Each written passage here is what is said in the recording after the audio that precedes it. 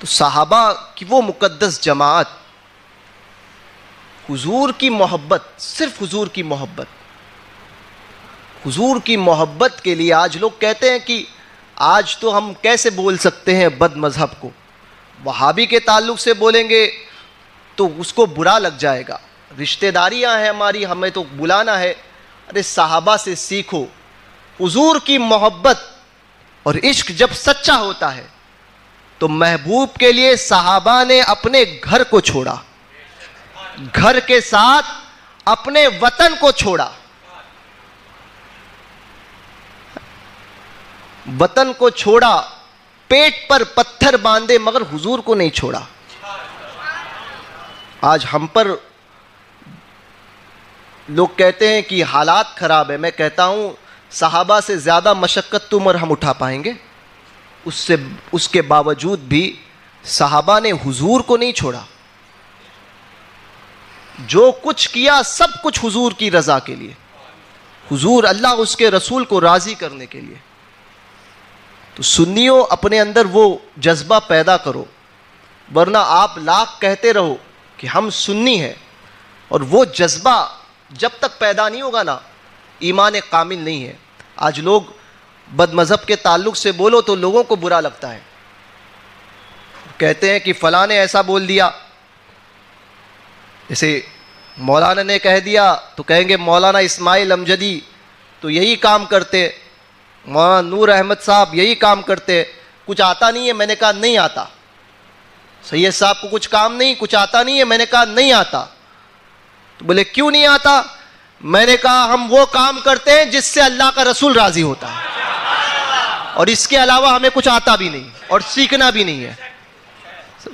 بلاتے ہیں، جاتے ہیں وہابیوں کے اجتماعات میں، وہابیوں کی میٹنگوں میں اور وہابیوں کے معاملات میں، اور بڑی تعریف کرتے ہیں، پھر بھی کہتے ہیں ہم سنی ہیں، اور کوئی بولنے کو تیار نہیں ہے۔ بولے تو کہا کہ ہمارے تعلقات خراب ہوں گے۔ میں نے کہا اسی لیے علم دین حاصل کیا،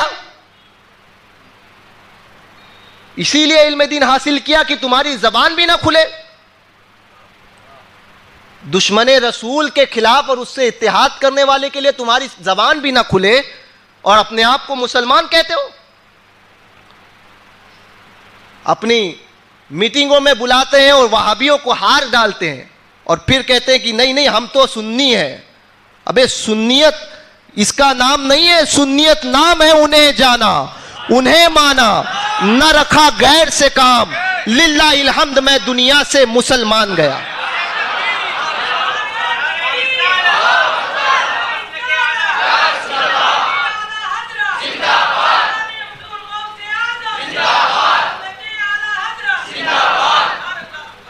اتنا بھی بول نہیں سکتے؟ کہا ہمارے تعلقات خراب ہو جائیں گے۔ میں نے کہا تیرا کھانا خراب ہو، تیری دنیا خراب ہو، تیرے باپ کو گالی ڈال دے اور ماں کو کوئی طوائف کہہ دے تو زندگی میں کبھی اس سے جو ہے وہ تعلق نہیں رکھے گا۔ ایک کہنے لگا، میں نے ایک جگہ پر بڑے سخت الفاظ استعمال کیے غریب نواز کے گستاخ کے تعلق سے مسجد میں۔ میں نے کہا تھا غریب نواز کا گستاخ کون؟ تو میں نے کہا بھڑوا ہوتا ہے وہ۔ تو کہنے لگا مسجد میں برا بول دیا، مسجد میں برا بول دیا۔ میں نے کہا تجھے تو نہیں کہا۔ تو بولے نہیں برا اتنا بڑا مسجد میں بول دیا۔ میں نے کہا برا تجھے کیوں لگا؟ میں نے کہا گستاخ کو برا تجھے کیوں لگا؟ تو کہنے لگا نہیں نہیں ایسا بولنا نہیں چاہیے۔ میں نے کہا تیری بھی ساٹھ گاٹھ ہے اس کے اندر۔ برا اس کو لگتا ہے جس کے دل میں چور ہوتا ہے، میں نے سنی کو نہیں کہا تھا، گستاخ کو کہا برا تجھے کیوں لگا؟ پتا چلا تیرے دل میں چور ہے۔ سنیت کا لبادہ پہن کے وہابیوں کے ساتھ میں اتحاد کرنے کی بات کرتے ہو، ماں کو گالی کوئی طوائف کہہ دے یہیں پر، یہ راستے میں چوراہے پر، دل پہ ہاتھ رکھ کے بولو، صبح میں کہے گا کہ میرے بیٹے کی شادی ہے ذرا آ جانا۔ تیری ماں کو میں نے طوائف کہا تھا ذرا میرے بیٹے کی شادی میں آ جاؤ۔ ارے وہ تو رات میں کہا تھا نا، جاؤ گے؟ جاؤ گے؟ کبھی نہیں جاؤ گے، جاؤ گے کبھی جاؤ گے بھی نہیں، اور بلکہ اپنی اولاد کو بھی سکھاؤ گے تو میری ماں کو اس نے طوائف کہا تھا، تیری دادی کو طوائف کہا تھا۔ کیوں؟ ماں باپ کے لیے اتنی محبت کا جذبہ، تب دنیا یاد نہیں آتی ہے. اور کہا گستاخ رسول ہے، حضور معاف کر دیں گے. ابے معاف کرنے کا اختیار حضور کا ہے نا، تو کون ہے معاف کرنے والا؟ تیرے بیٹے کو قتل کر دوں اور بازو والا پڑوسی آ کے مولانا اسماعیل امجدی بولیں گے معاف کر دو نا یار، معاف کر دیں گے، ہم معاف کرتے ہیں. تو مولانا اسماعیل امجدی کے بعد بولنے سے تیرے بیٹے کا تو بولے گا مولانا اسماعیل امجدی آپ کون ہوتے ہیں بولنے والے؟ تو کہنے لگے مولانا کہا میں مولانا ہوں. کہا بیٹا میرا، آپ کون معاف کرنے والے؟ تو حضور کے گستاخ کو معاف کرنے والا تو کون؟ تجھے اختیار کس نے دیا کہ تو معاف کرے؟ کہا حضور نے معاف کیا. میں نے کہا یہ حضور کا اختیار ہے، یہ حضور کا اختیار ہے. نہیں بولے کبھی بھی ہدایت پہ تو آ سکتے ہیں، اس لیے بولنے کا نہیں، وہابی کو نہیں برا بولنے کا، ہدایت پہ آ سکتے ہیں، ہدایت مل نہیں سکتی ہے. تو میں نے کہا پھر سنی کو بھی سنی نہیں کہنے کا، کبھی وہابی بن سکتا ہے. وہابی کو وہابی مت کرو تو سنی کو بھی سنی مت کہو. بولے ایسے کیسے؟ میں نے کہا ایسے کیسے تو ویسے کیسے. تو سنیوں اپنے ایمان کے اندر حرارت پیدا کرو، سمجھے؟ جو جاتے ہیں تعلقات قائم کیے ہوئے نا، تعلقات توڑو. اولاد اپنے ماں باپ سے سوال کریں، ماں باپ اپنے اولاد کو عشق رسول پلائیں، ساتھ میں حضور کے دشمنوں کا بغض بھی پلائیں. پلاؤ حضور کے دشمنوں کا بغض. بڑے اس سے کہتے ہیں ہمارے تو تعلقات ہیں، ہمیں تو رہنا ہے. میں نے کہا رہنا ہے؟ اس دنیا میں کب تک رہو گے؟ 50-60 سال. ابے تیری موت کی کوئی گارنٹی نہیں ہے کب مرنے والا ہے، اور تو کہتا ہے رہنا ہے. حالات ہے خراب ہے، آخرت میں تجھے ہمیشہ ہمیشہ کے لیے رہنا ہے، تب کیا کہے گا؟ تو اپنے اندر یہ جذبہ پیدا کرو. یہ نہیں یہ بھی صحیح وہ بھی صحیح. میں اکثر کہتا ہوں مندر کے گھنٹا اور مسجد کی اذانیں ایک نہیں ہو سکتی. تو حق اور باطل ایک کیسے ہو سکتا ہے؟ حق اور باطل ایک ہو ہی نہیں سکتا. تو سنیوں اپنے اندر اس جذبے کو پیدا کرو، ایمان کو بچانا ہے، اپنی اولاد اپنی نسلوں کو بچانا ہے نا. تو بد مذہب کے ساتھ میں ساٹھ گاٹھ جو چلتی ہے نا، پیچھے کے دروازے سے بلا لیتے ہیں. آج تو کیا کہتے ہیں، باہر لگا دیتے ہیں اپنی سنیت کا لیبل کہ وہابیوں کی نہ امامت قبول ہے نہ قیادت قبول ہے. یہ تو گھر کے باہر دروازے پر، اور پیچھے کا دروازہ ہوتا ہے کھلا، اس سے بلاتے آ جاؤ نا گھر کے اندر. دنیا نہیں دیکھے گی. ابے دنیا کو دکھانا کیا ہے؟ دنیا دیکھے نہ دیکھے، اللہ کے رسول تجھے دیکھ رہے ہیں.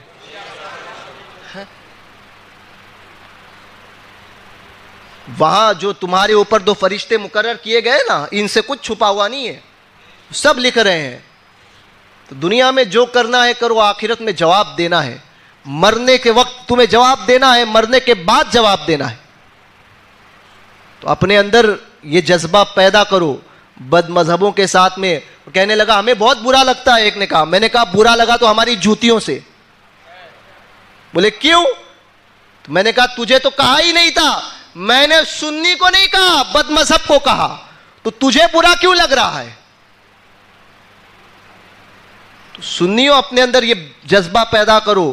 یہاں بیٹھتے ہو، آتے ہو دوستوں کے ساتھ میں تو دین کی بات کرو. دنیا کمانی ہے، دنیا کما کر چلے جاؤ گے، ہاتھ کچھ نہیں آنے والا ہے. پیسے جو کمائے تھے وہ پیسے بھی تمہارے قبر میں نہیں ڈالے جائیں گے. کام صرف آئے گا، کام آئے گا وہ آپ کا ایمان.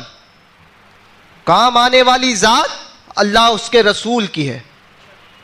حضور کام آنے والے ہیں، اور حضور کے صدقے میں اولیاء کاملین کام آنے والے ہیں. تو اپنے آپ کو بد مذہبوں سے بچاؤ اور رافضیوں سے بچاؤ. رافضیوں سے بچاؤ. ایک رافضیت کا فتنہ جو ہے وہ عام ہو رہا ہے، سمجھے؟ وہ علی کی نام کی محبت. اور یہ تو میں کہتا ہوں، یہ میرے کو باپو بولتے تو میں کہتا ہوں یہ باپو میں گجرات نو باپو نہ تھی. گجراتی آتی نہیں، میں تھوڑی سی بول دیا کہ خالی تعویذ لکھ کے دو. کیا ہوا ہے تو بولے سحر ہوا ہے تعویذ لے لے، یہ ہوا ہے تو تعویذ لے لے، وہ ہوا ہے تو. باپو گجرات والے نہیں ہیں ہم. تو یہ نہیں کہ باپو، ارے باپو آنکھ بند کر کے بولے سید صاحب نے چوئی تو ہے نا، ایسے ہی بولتے ہیں نا آپ لوگ، ہاں کی دو، تو بولے سید صاحب باپو نے کی دو. ارے باپو نے کی دو تو باپو نے کی دو تو جو شریعت کے عین شریعت کے مطابق ہے باپو کی وہی بات قبول. شریعت کے خلاف کوئی باپو بولے گا تو باپو کی بات کو رد کیا جائے گا. سمجھے؟ تو یہ رافضیت کا جو فتنہ پھیل رہا ہے اس سے بچو، اپنے آپ کو بچاؤ. کہیں ایسا نہ ہو کہ حب علی کے نام پر تمہیں وہ بغض معاویہ پلا دے. اس سے بھی بچنا ہے، اپنے ایمان کی بھی حفاظت کرنی ہے، اپنے آخرت کے بھی حفاظت کرنی ہے. سمجھے؟ اللہ تبارک و تعالی ہم سب کو کہنے سننے سے زیادہ عمل کی توفیق عطا فرمائے. اہل سنت و جماعت جسے اس دور میں مسلک اعلی حضرت کے نام سے یاد کیا جاتا ہے اس پر ہمیں قائم رکھے اور اسی پر ہم سب کا خاتمہ بالخیر فرمائے. دوران گفتگو اگر مجھ سے کوئی شرعی غلطی ہوئی ہو تو میں علماء اور حاضرین کی موجودگی میں، سادات کی موجودگی میں توبہ کرتا ہوں. میرے ساتھ آپ بھی پڑھیں، استغفر اللہ ربی من کلی ذنب واتوب الیہ، لا الہ الا اللہ محمد الرسول اللہ صلی اللہ علیہ وسلم.